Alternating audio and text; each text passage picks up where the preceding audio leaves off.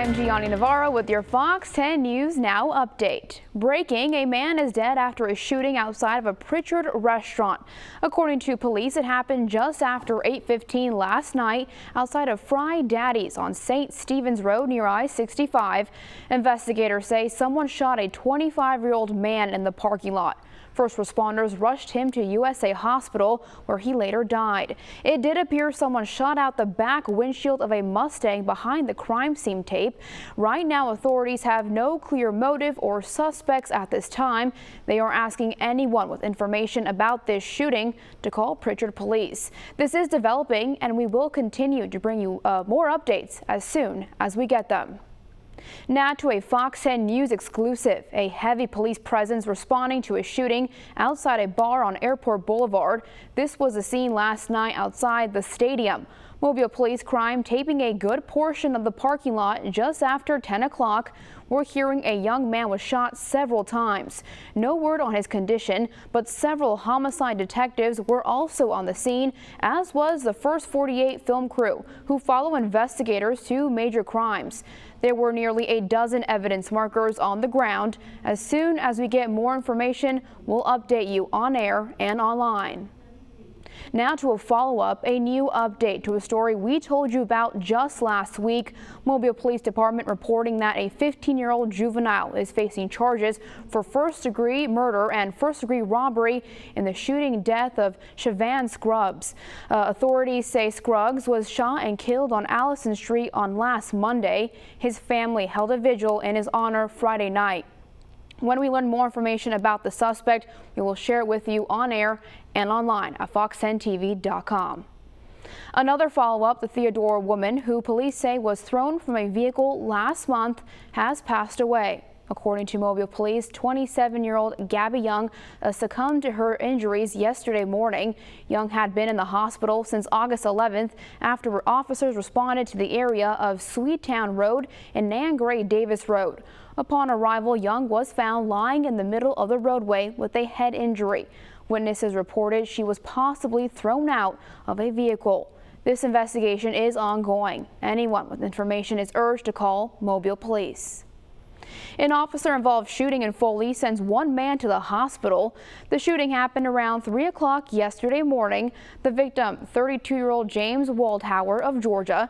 According to investigators, an officer saw him armed with a knife near the city's Public Works Department.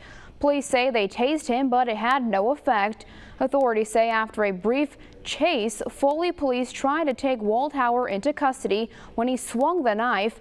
According to investigators, police shot Waldhauer once and took him to a Pensacola hospital with what is believed to be non-life-threatening injuries. The Baldwin County Major Crimes Unit is investigating the shooting. The Bankhead Tunnel was closed to traffic for a very special 9/11 observance.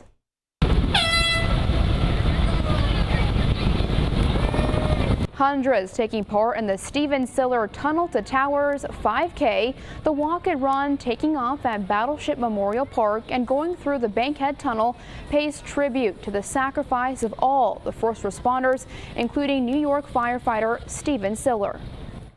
Stephen Siller was a New York firefighter, and the morning of 9/11 he had just gotten off work and was going to play golf with his brothers when he heard what was going on. He turned around and got as far as the Brooklyn Battery Tunnel where traffic was stopped. He put on 65 pounds of gear, ran through the tunnel to the towers, and gave his life saving others. It's important for us in terms of being first responders and just, we weren't there that day, a lot of us weren't there, but we certainly can understand the tremendous impact that it has in terms of what those firefighters and other first responders were doing there. All proceeds benefit the Stephen Siller Tunnel to Towers Foundation, which helps build smart homes for injured service members and pay off mortgages for widows of first responders. All right, and it is Sunday, and it's going to be an okay day, but unfortunately you noticed if you walk out today, you'll feel the humidity has returned. The dry air has been pushed back to the north. Humidity is coming back in, and that's going to make it feel a lot more sticky. It's also going to lead to at least a few showers and storms. That's noontime, a few showers right along the coastline. Then as we go later on into the afternoon, a number of showers and storms will begin bubbling up, particularly in the western part of our viewing area. That's where we'll see the most rain. So rain is more likely the farther west you go, a little bit more scattered and spotty as you head a little bit off to the north and east. So here's what it looks like the afternoon. It should get into the upper 80s with more humidity. It'll be a little bit uncomfortable in the afternoon. And those afternoon storms will start in coastal areas and western areas and move their way on in for us today. Tropics, we got a lot going on. You see 1, 2, 3, 4, 5 different areas that we got marked out. The one that we're going to keep the closest eye on is the one that's closest to us. This will likely become at least a tropical depression before the end of the day. Maybe even get the name Nicholas before the end of the day. Then it's going to work its way up the coast of Mexico into South Texas here over the next couple of days. That's Monday, right off the coast of northeast Mexico, and then working its way into South Texas here on Tuesday. A lot of heavy rain and obviously some winds. That's right near Galveston Bay there.